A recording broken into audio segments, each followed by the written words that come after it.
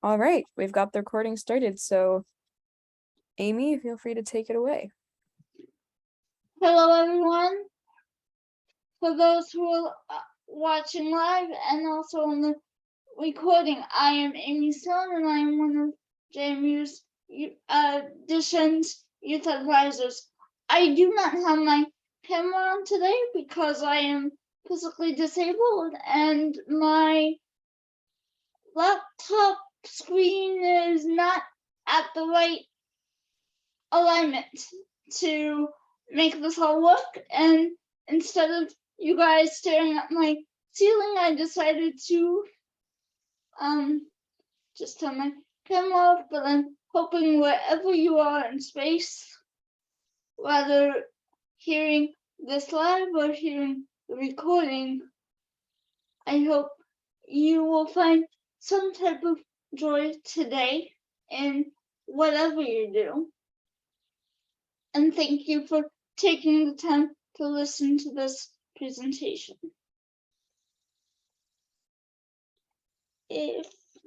So this next slide is a disclaimer.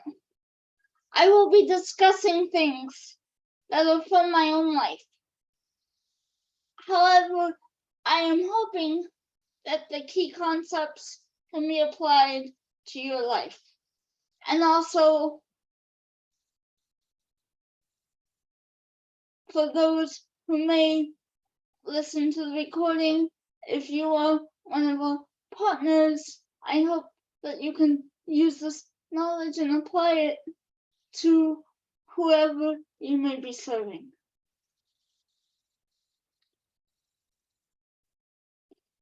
So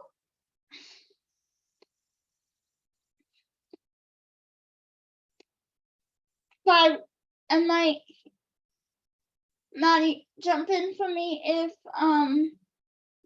I mix up the slides. But privacy, am I on the right track? Yep, what is privacy? We have the Webster definition and then the Amy Stone definition. So the definition that is on the screen under me might be different than what comes out of my mouth right now, but it's important if you're following along with the slides that just keep in mind I am visually impaired and I don't always have everything completely memorized. But privacy is a whole concept where it's essentially private time with me, myself, and I. Now, having a physical limitation, privacy or private time is often few and far between. It is also, there are very different types of privacy. There's a physical privacy, and there's also the privacy of information. And we will get into that later. If we move on to the next slide. I just wanted to ask before, is everyone able to see the presentation? I just got a notification on my screen.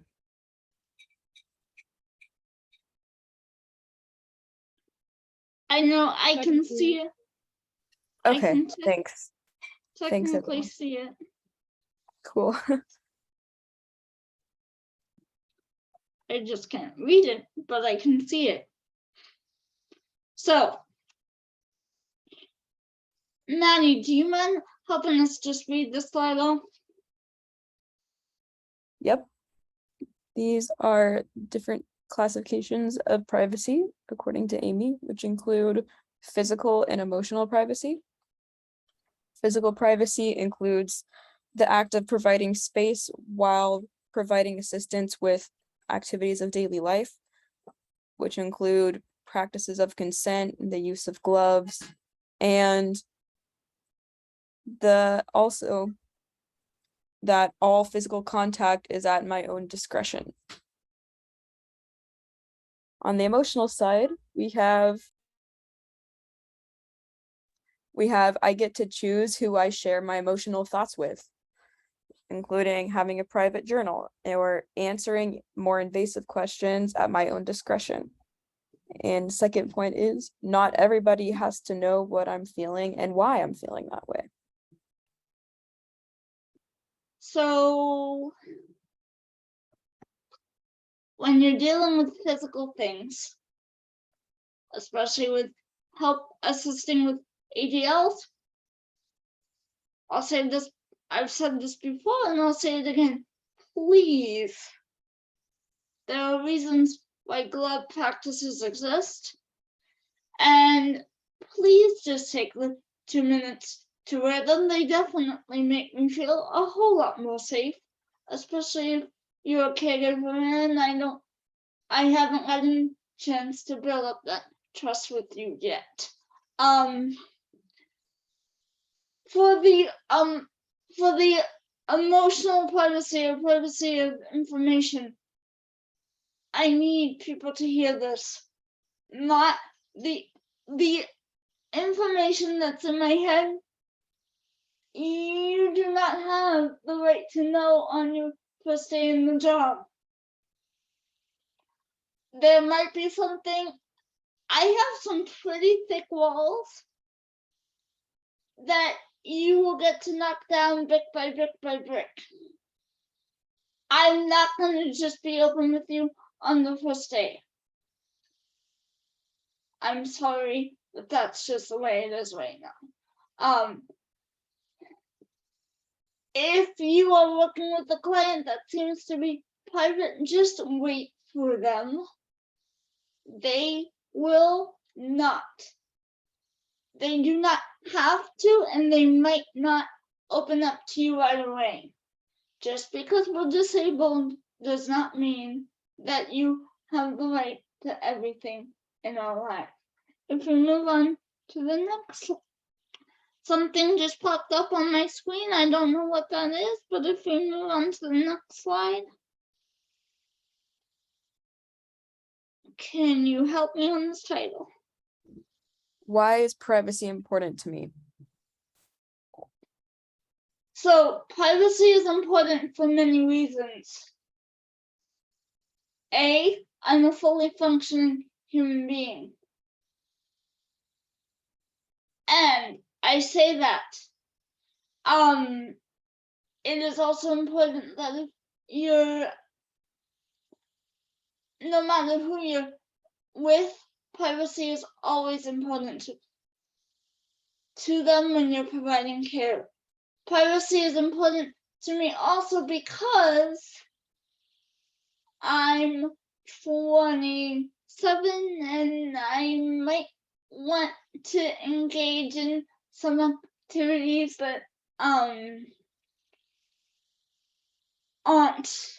like, I have age appropriate activities that I like to engage in. So my room is my room, my room is my space. So knock on the door before you come in here, please. Maddie, I think there might be some other things on the slide that I'm missing. If you want to read those off, that would be awesome. Absolutely. The first point was talking about as somebody who has physical disabilities and for that reason doesn't have a lot of biomechanical control that makes it necessary at times to have people in your life to help you with living your life with your daily activities. That makes it even more important to put boundaries and policies and procedures in place in order to maintain autonomy. Secondly, that privacy is a part of dignity and independence. Additionally, ableism has created a pattern of not wanting to allow individuals with disabilities dignity of risk and the perception that we need to be constantly monitored for our own good. And finally, privacy is a human right protected by the Constitution.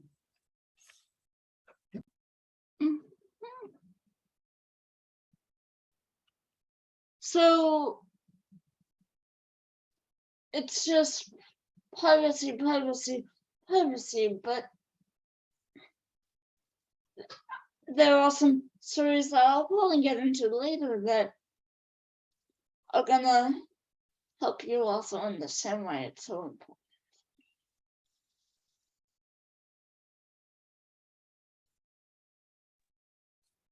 What's up here? Can you read the title?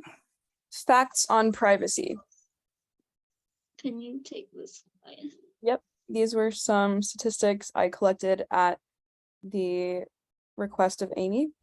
The first one is that privacy is a human right. And that is a fact that is protected by both the US Constitution and also the United Nations under the Universal Human Rights publications that the United Nations has. Secondly, people with disabilities are more likely to have their privacy violated. This is shown in multiple research studies and includes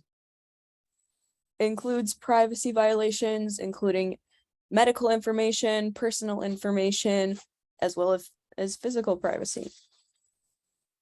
And finally, privacy is an important factor in mental health and well-being, and because of multiple reasons, but that have been shown in many studies, but most of it to do with the fact that every person is in charge of their own life and having that sense of agency of having privacy of I have things that only I know that I don't have to share with others is a really important part of that.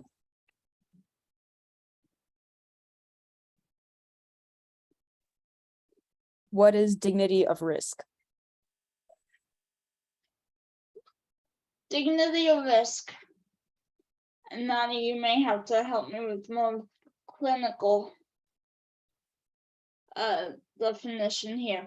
But dignity of risk is mostly, to me, allowing me to make decisions that even if people might not think it's the best for me, allowing me to learn from the consequences, either good or bad. And I firmly believe that by taking control over someone's life who has a disability, you're taking away that dignity of risk.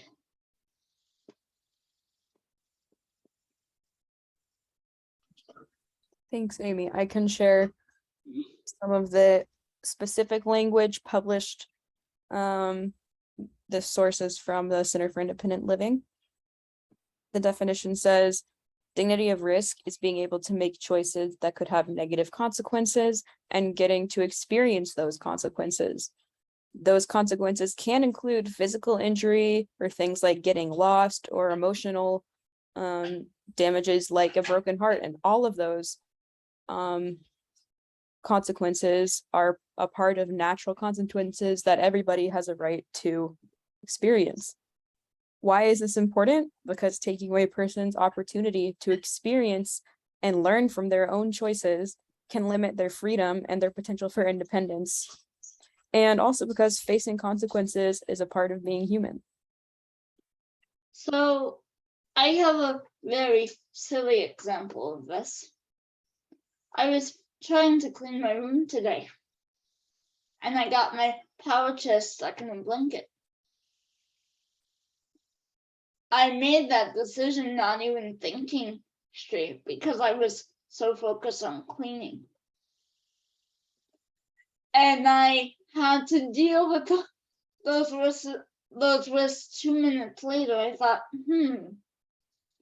I maybe should have waited for someone who's more able than I am to fix this, but I still had fun trying to figure it out. A lot of dignity and risk comes with also some problem solving. So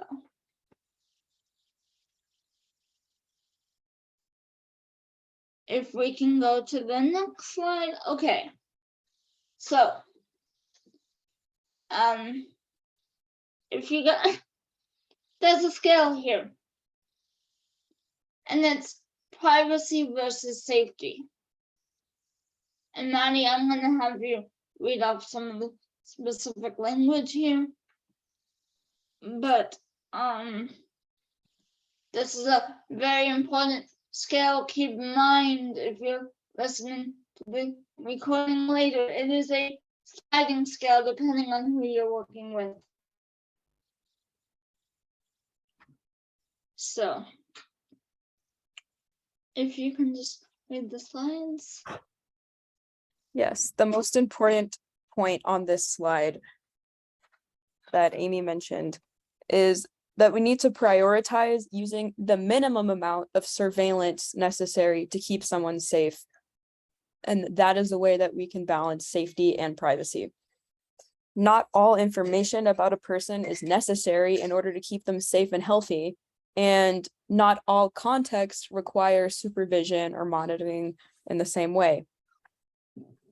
Additionally, there can be other options that allow for safety to stay in place while also allowing more privacy. For example, if a friend or another person is authorized by the disabled individual to take over caregiving in a certain context, then other caregivers should respect the disabled individual's choices and let that other person take over in that context. So remember, depending on who it is and what the context is, taking over caregiving does not always mean taking over ADLs, but it could mean taking over positional changes. So that's important too. Not all of my friends can do ADLs with me. / not all my friends should be doing ADLs with me. But some of them can pick me up and put me on my bed and let me just be a human for a couple minutes, and that is such a gift. So, if we go on to the next slide. Okay, so barriers, right? Bubbles equal barriers, yeah? I'm gonna have you read some of these off. Maddie, I don't have these memorized. Yep. Some challenges to maintaining privacy include a lack of a private space, like your own room, your own area, or independent housing.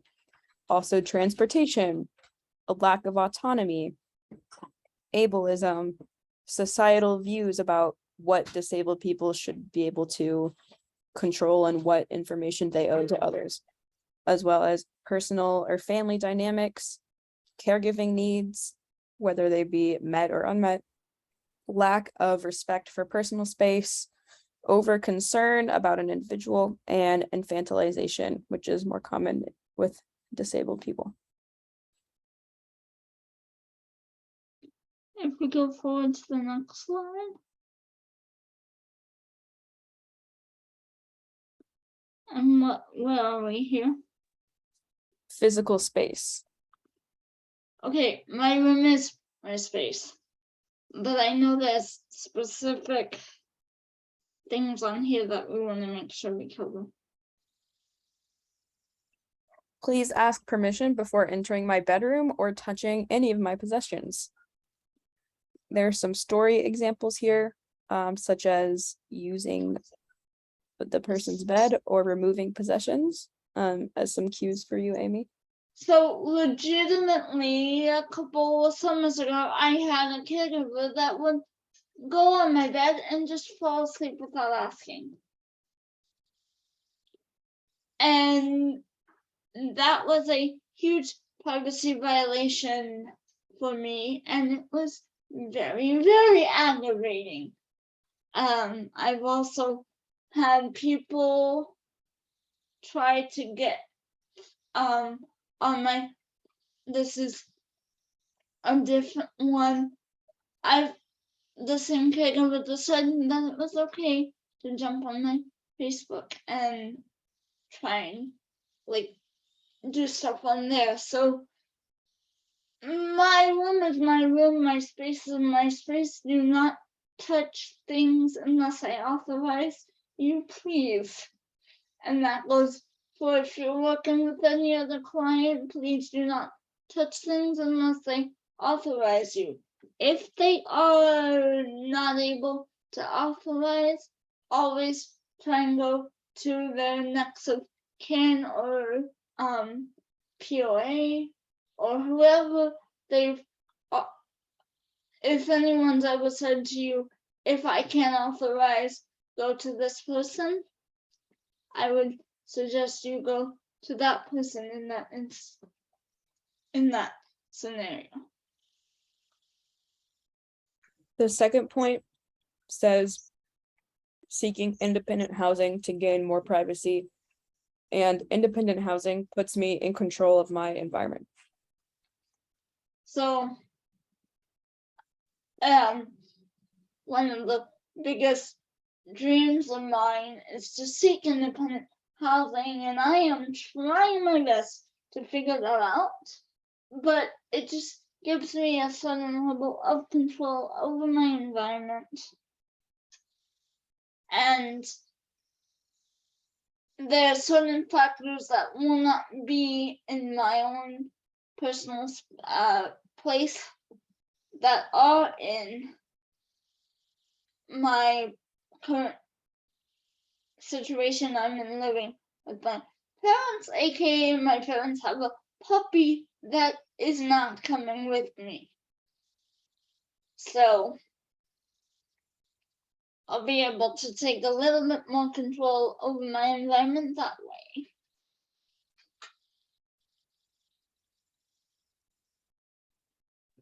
Privacy of information. So, can you go ahead and read some of these points? I know some of my stories, some of them I've already told. There are 3 points on here, and 2 of them have some prompts for stories. The first one says, my thoughts, activities, and whereabouts are not public knowledge. And examples are intrusive questions or viewing friends' social media. Yeah,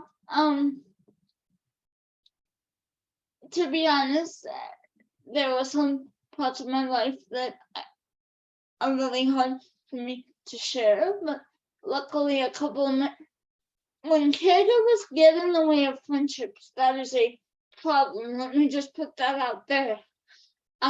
When caregivers get in the way of friendships, it can become very toxic.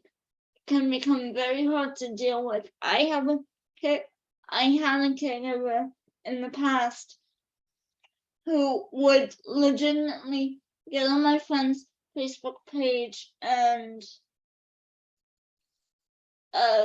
stalk him technically for no apparent reason.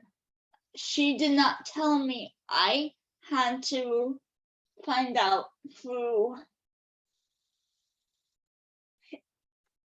him, and I was so mad and I was so hurt. And luckily it did not destroy the friendship we had, because if it did, I probably wouldn't be able to share the story.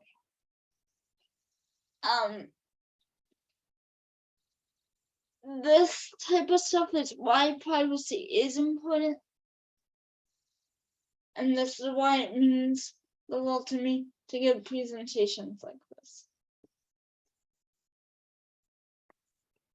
The second point is the information on my phone, computer, and personal documents are only for me and people I authorize to access. Put an example of unauthorized computer access. And the final point that does not have a story says I'm allowed to have private conversations. So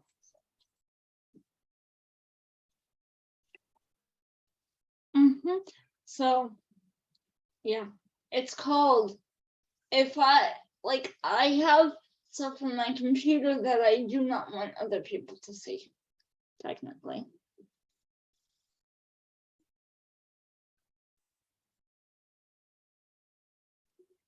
So,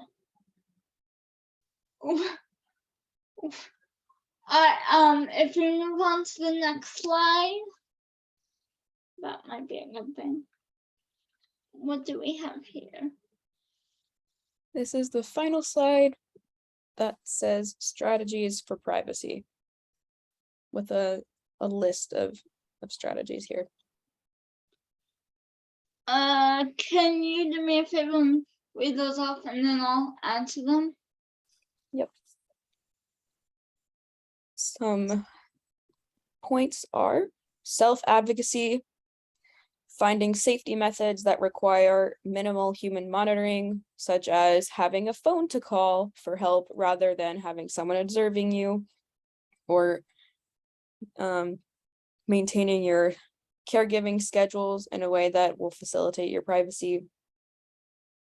Additionally, having policies with your caregivers, family, and others.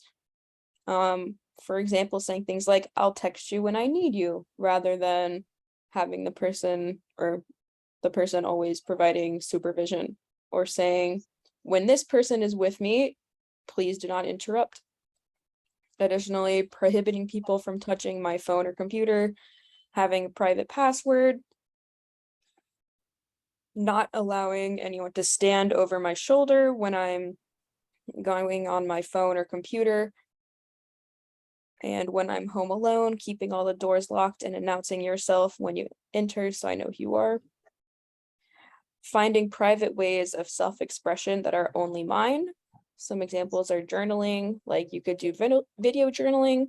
There's also other methods like exercise or music, or going to therapy where you're able to share your thoughts to a therapist, and those don't have to be shared with other people in your life.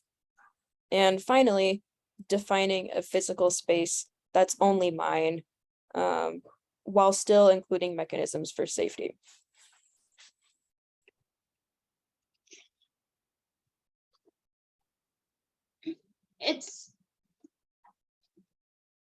If anyone who's watching this recording wants to keep that list of tips, I would be happy to give those out to people and make sure that